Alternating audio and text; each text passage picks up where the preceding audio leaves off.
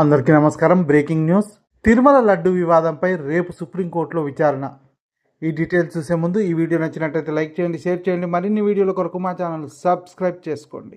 తిరుమల శ్రీవారి లడ్డు వివాదంపై దాఖలైన పిటిషన్లపై సోమవారం సెప్టెంబర్ 30వ తేదీ సుప్రీంకోర్టులో విచారణ జరగనుంది. Justice BR Gavai, justice KV విశ్వనాథన్లతో కూడిన ధర్మాసనం విచారణ చేపట్టనుంది.